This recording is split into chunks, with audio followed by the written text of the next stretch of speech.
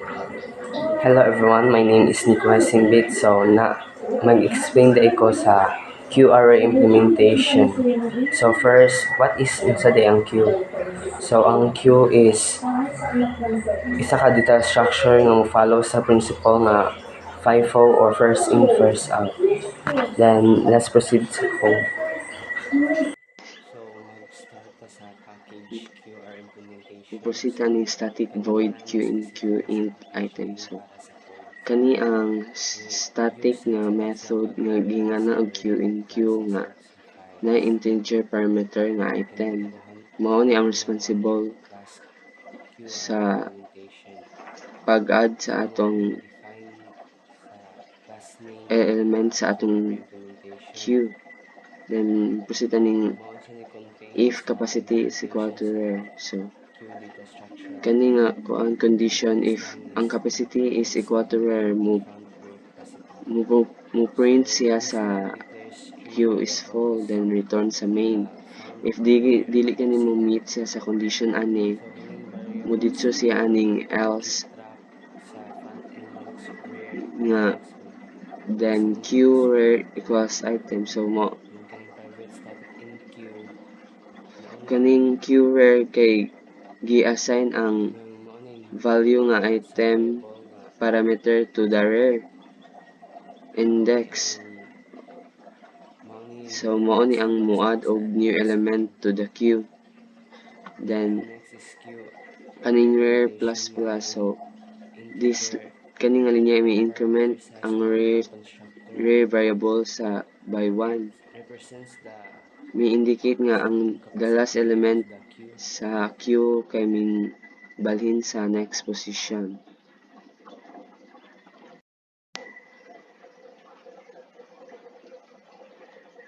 So, mo proceed ta sa atong next nga method mao ni ang static void qdq.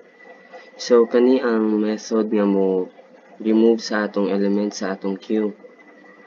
Then, next nga line is if kani nga condition is if ang front is equal to rare mo system out mo print ni siya og queue is empty then return to main. Then if ang kani nga condition is dili mo meet or ma-false, mo proceed siya nga else. Then kani nga line mao ang ga start sa for loop nga gi-iterates ang 0 to rare minus 1.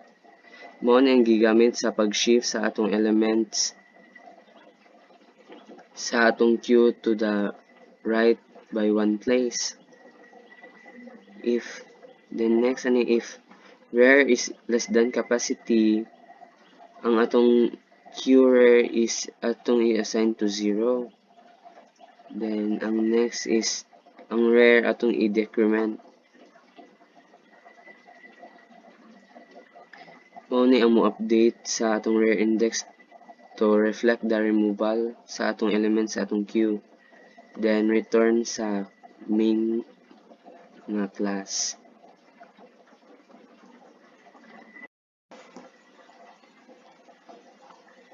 So, mo-proceed ta sa atong next nga method.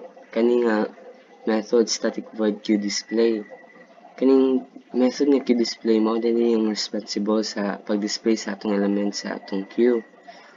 Next nga line is may declare ta sa integer variable nga I which mao itong gamiton sa atong loop counter. Then ang next is kani nga line mao na yung mo check if ang front og atong rear variables are equal. Then if ang front nato og rear is equal, mo print then siya queue is empty then return to main. Then if di ni siya ma-meet nga condition, mo proceed sa ani nga loop. So kaning line may start siya sa 4 nga loop. So mo ni iterates the front index to the rear index. So mo traverse ang atong elements sa atong queue. Then system out system out the printf kani mao ni amo print sa atong value sa element sa atong index I in the Q array. And kaning kuan mao ni itong placeholder for ang integer value, then return to the main.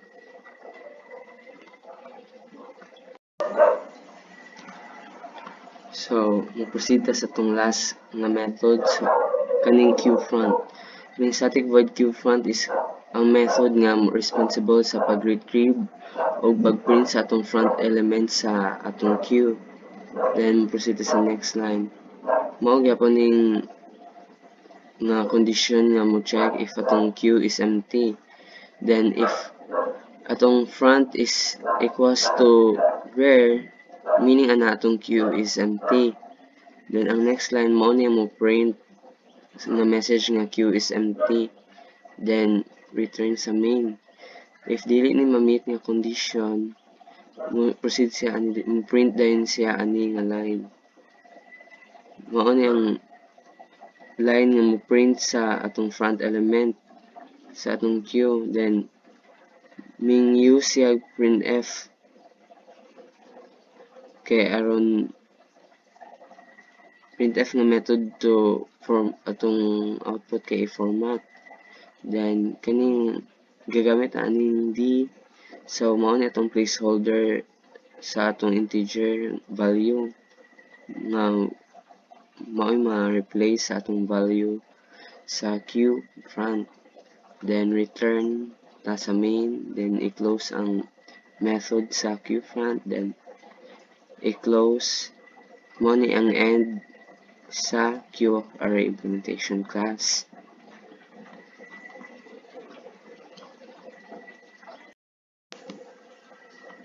So atong next line is the public class queue. So kani nga line mi declare og usa ka public class nga nag-name og queue. The next nga line is ang public static void mon string args. So kani nga linya nga nag-declare sa atong main method nga kuan sa atong entry point sa atong program. Then ang next nga line is ang QR implementation queue equals new QR implementation with size 4. So mao ni atong instantiation. Kani ang linya nga naghimo og usa ka bag-ong nga instance sa klase nga QArray implementation nga gi-assign ang variable nga queue. Then naay number 4 nga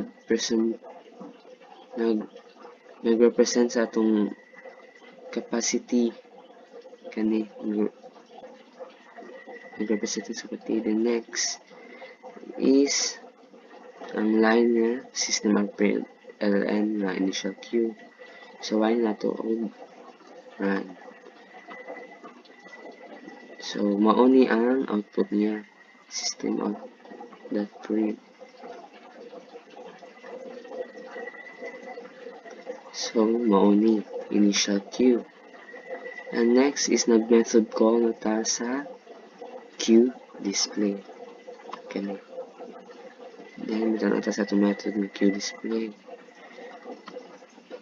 So nag-declare tag integer value nga I. So if nga statement is front is equals to rare, so 0 atong front is wala pa man 0, then atong rare 0 pa sad. So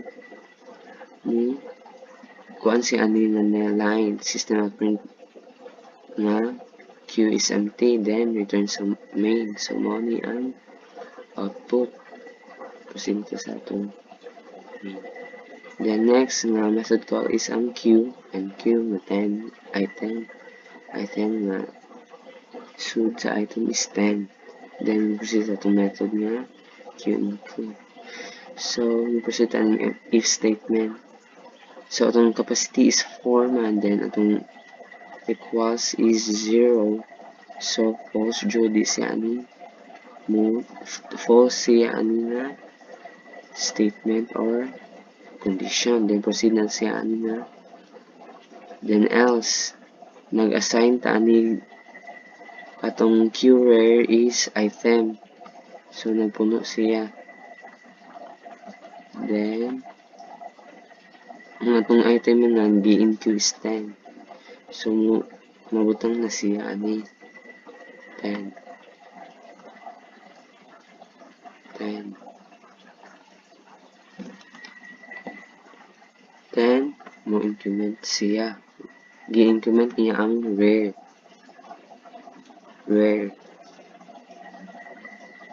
Then return to main. Balik ka sa then guys Q in Q na sad with ang with 30 ang atong item. Then proceed sa Q nga in Q in Q nga method. Then balik yapon if capacity is equals, so atong capacity is 4 man, then atong rear is isa na. Then next is so false iyang statement, then proceed ta ani else Q. Then next ta sa Q rare item.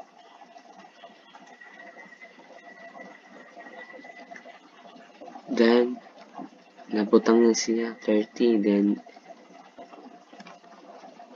10, then nabutang na siya og sumao ni ang front.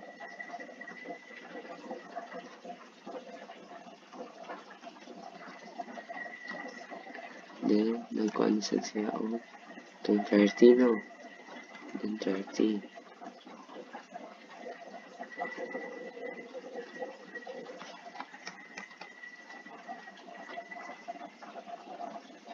Sumao ni ang rare. Then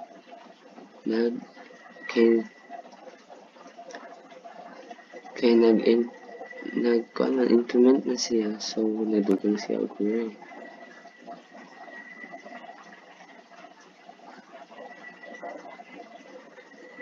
So nagkuan na siya increment, so na 3 na sad atong kuan Q in Q.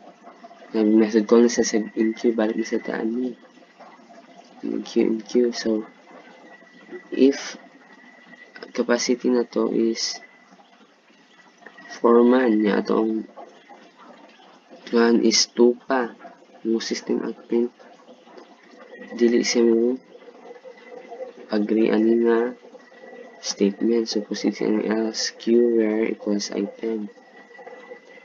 Then dawgangan ni siya ng 50, then where plus plus do 70.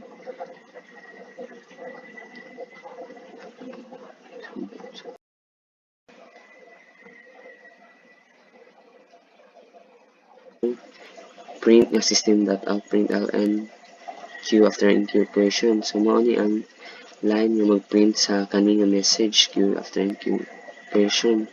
So nag-run ani mao ni ang output kani. Then next is ang method call nga Q display. So kani nga method nag-declare man gyapon tag integer nga variable I. So if front nato is equals to rear, dili set siya. So atong front is 0 man, atong rear is 4. Mukuan ta dili siya kuan nga statement na mali. Wala siya may kuan sa condition sa presita ni 4. So atong i-assign ang front. So if front is less than rear, atong i-increment. So next na is i-print na to. Printf is ang method nga may format na yung format sa atong kuan. Then ang kandi mao ni ang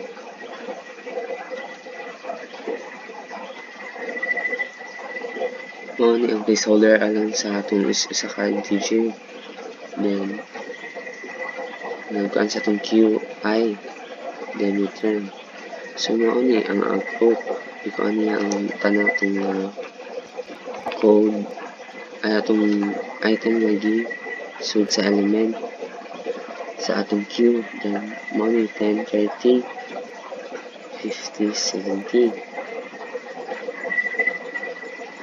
Then balik sa return nga main na to. So mananataan ni next na tayo method ko queue front. So queue front.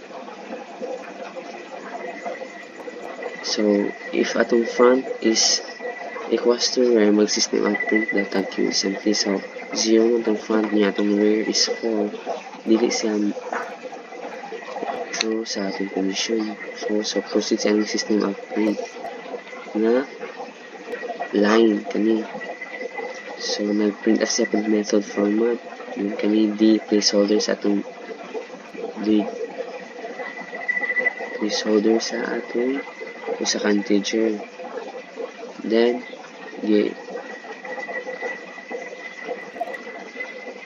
i-replace na to sa queue front. Then return. So atong front is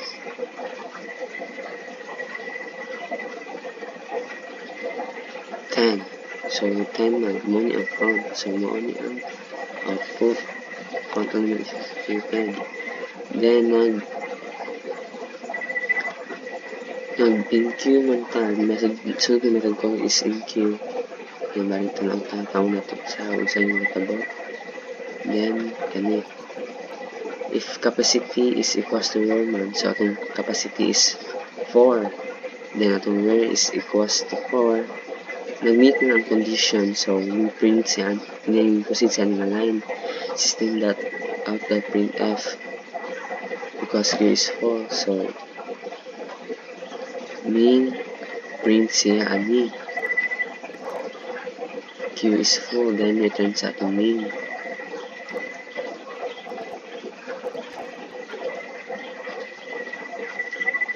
Then q display gyapon.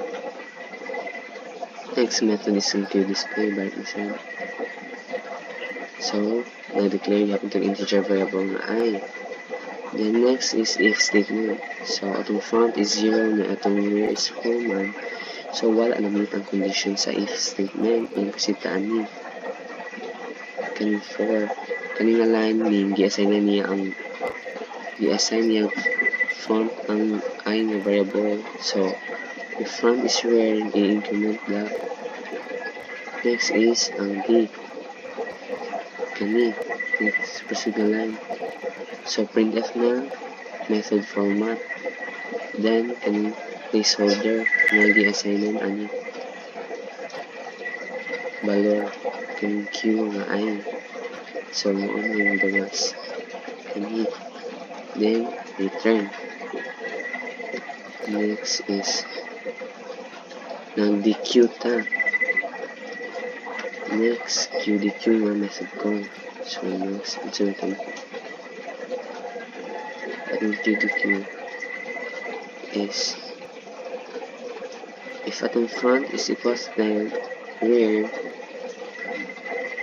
is system nga po Q is empty daw. So wala man minute ng condition kaya atong front is 0 na atong rear is 4.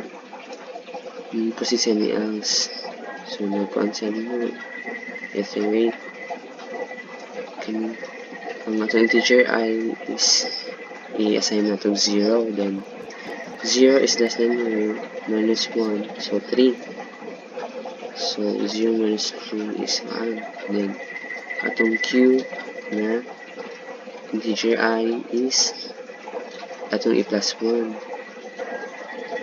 So if rear is capacity, then Q rear equals 0. So mean atong i-decrement. So ming isbuk siya. So 10, 30. So kami na 10, 30.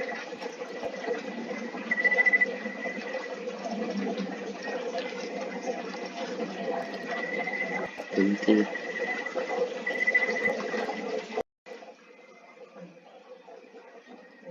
Wala siya display. Then next na method ko is nag-QDQ gyapon ta. So next is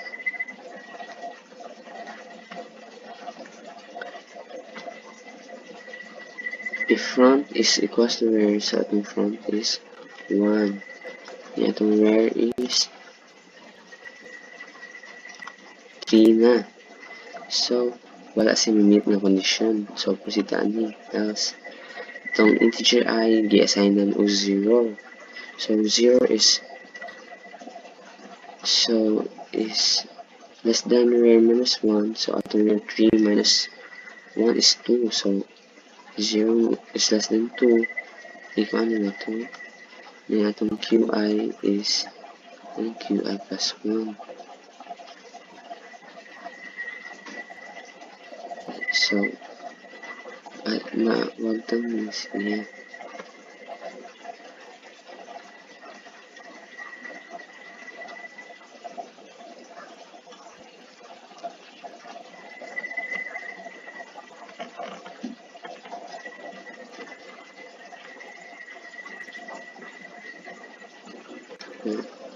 Then positaan nga line. If QS then Q atong QI to no assign na to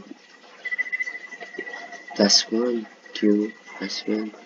So next if rear is less than capacity, so rear kung rear na to 2 is ang capacity is 4, atong rear is 0. So ito yung decrement. So matuna. Then return. Then next na sa line. Kaning line is mo print ni siya sa atong Q after do the operation. So mo ni yan. Print F yung gibuha. Format. Dili yan. So tapan ni siya. Then Q display. Tapos display.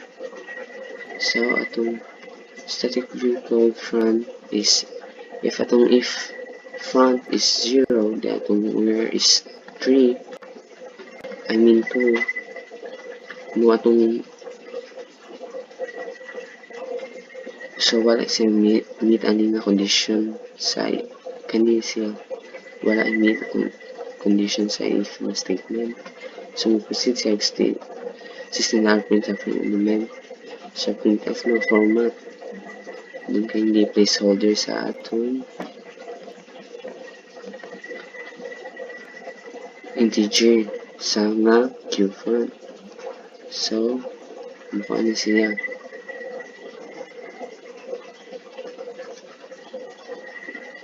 Display dito sa Q display format. If atong sa Q display if static void na to is nag-declare tag integer variable I, then ani na if statement if atong front is equals to rear, mag-print the tag Q is empty, then return to main. So ang front is 0 now, then ang rear is 2 na wala na meet iyang condition. So false yung statement. Proceed ni 4. Kanyang I gi-assign na niya yung I gi-assign niya o front. So if atong front is less than rear mo, increment pa na itong I. So system na printf is yung format mo, method format. Yung kanyang paano ni atong placeholder sa atong integer sa valor ng valor ng Q integer declare nga ay integer, then return. So after ko ano to, mauman niya atong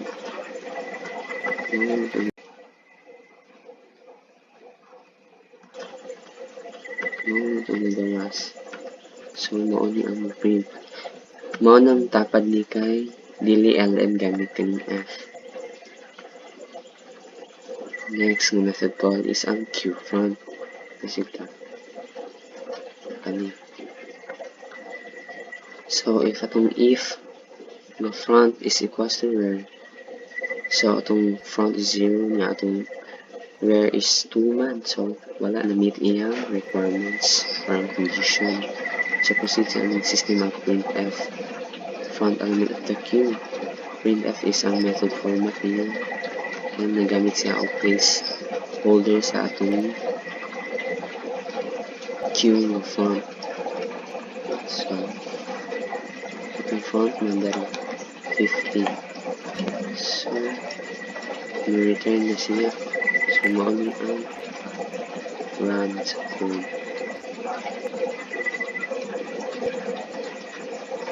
So that's all. Hope you learn in my videos. See you next presentation.